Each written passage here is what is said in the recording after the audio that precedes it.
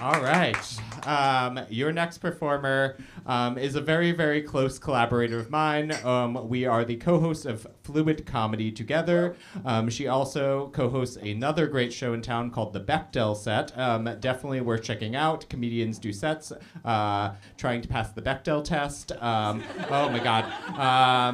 She will also be hosting another show tomorrow that she created called Be Gay Do Crime, where comedians present upon like queer rebels throughout history. And this Tuesday, you could come back to this room and see her on a show about mommy issues called Trauma Mamatized.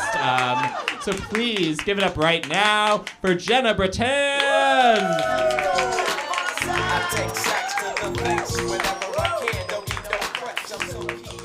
Thank you, Joe John. And first of all, I am crying because of Jordan's set. So I just want to recognize that amazing storytelling. And please give it up for Jordan. Please give it up for Molly. Honestly, I did have a hard time waking up to the news this morning and being like, I have to do a 10-minute set. It's been hard. It's been hard. And so I think I wasn't sure if I was going to do this. But in order to like get the Defiant Joy back for me, I think it would be worthwhile. I've done this at a few other shows. If you just need to like release some energy and just scream, I'm gonna invite you all to just do that right now. If you don't want to scream, just stomp your feet. I'm gonna count down and we're just gonna let loose. We're gonna let it rip, okay? Yes. So 3, 2, 1.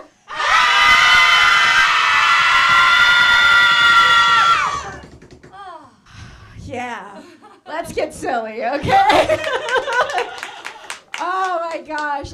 Joe John was talking about like thinking about the name Spot, and that reminded me of a conversation I heard. I heard someone ask a barista that they clearly were friends with. They're like, how's Otter doing? And I got to play my favorite Portland game of pet name or non-binary trans-mask partner.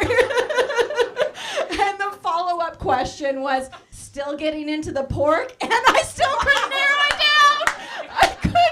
I couldn't because it's either a vet-prescribed diet or someone newly vegan and relapsing. And I absolutely know someone that is dating someone named Otter in her polycule. So I'm like, maybe I know them. I don't know. Oh, I love Portland. It's so great. Oh, do I have any nerds in this room? Any nerds? Some nerds. We'll see how this set goes. Any video gamers? Any video gamers? No. Okay. Well, I'm going to talk about playing video games because it's cold, and that's what my girlfriend and I do when it's cold, right? And has anyone heard of Fallout? Yes. Okay, we know Fallout. You might have seen the TV series, which is great, by the way.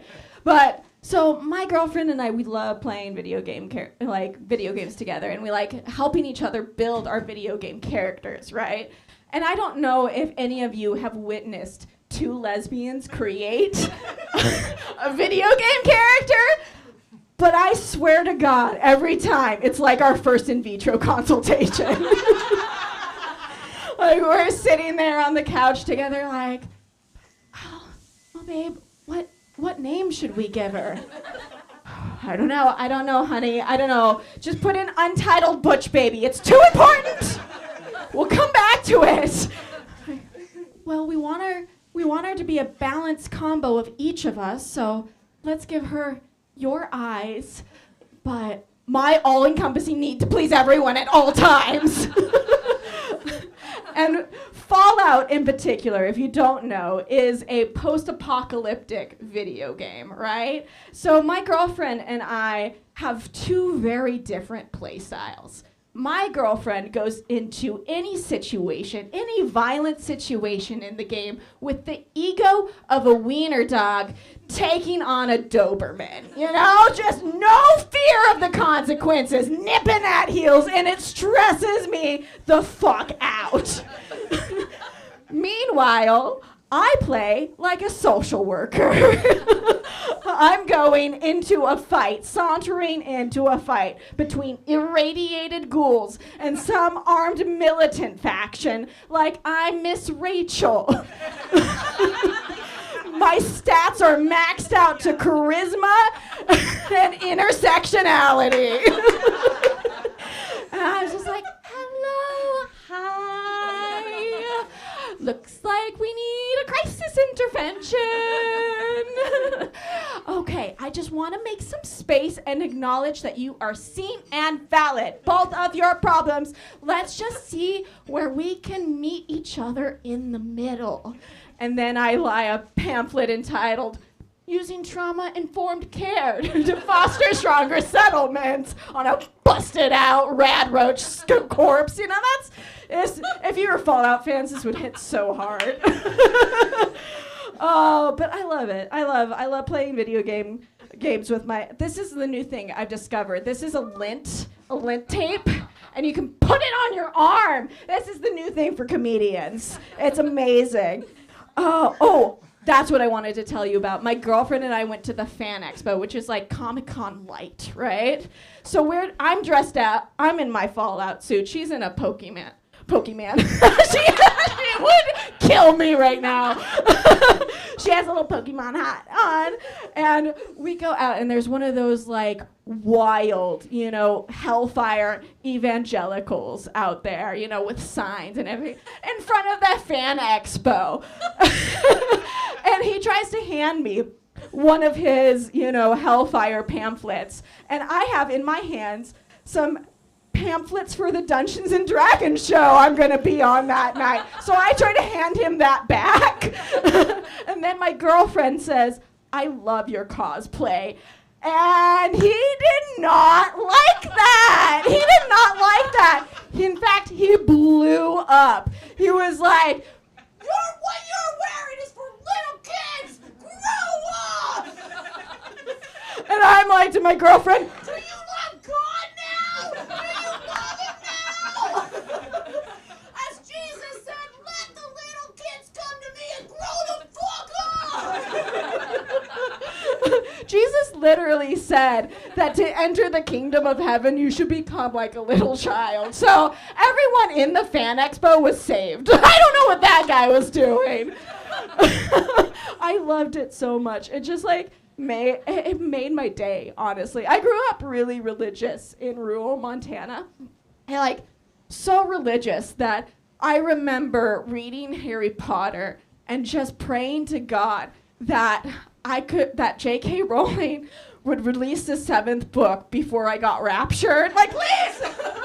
That's what I wanted. But now I realize that both God and J.K. Rowling were just stealing their source from other textbooks. Basically Noah is to Dumbledore as Gandalf is to the Epic of Gilgamesh. And I know that you're probably not theology nerds, but that hit hard too.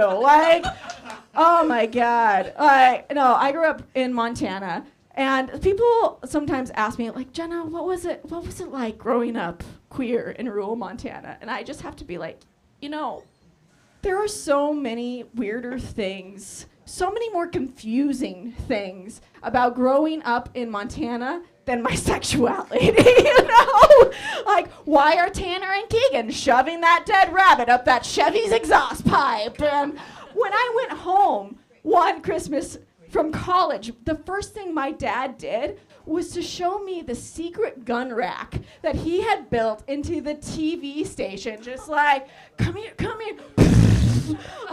Choose one to poke your eye out, kid, When my brother invited his girlfriend for the first time for Christmas, my dad was really proud to show off the urns that he had hand-built for my grandfather and the 3 dead pets that had passed away.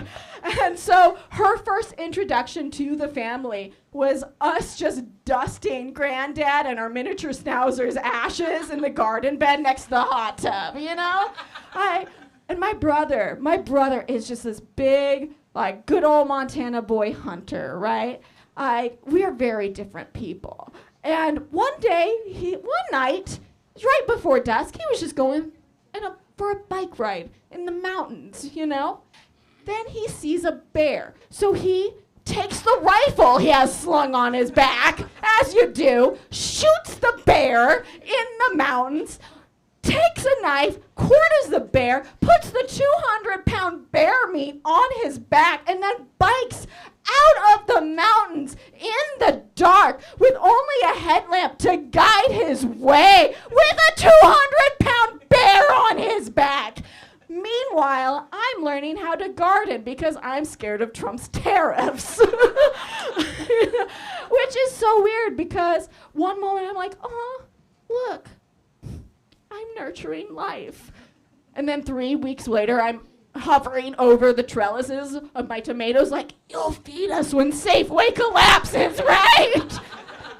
My cottage core has turned so quickly into Cold War core. And I know other communities have been in survival mode way longer than me. And I'm just showing up, like dancing in with, like, hey everyone, I got my artichoke seeds and my emotional support crystals. Is this the line to the end of the world? I don't know how much time I have left. So I might talk to you about some of my work things. 1 minute? I'm not. I'm gonna get out of here. I'm gonna get out of here because I don't have time for that. But thank you, everyone. Thank you so much. I'm Jenna Britann.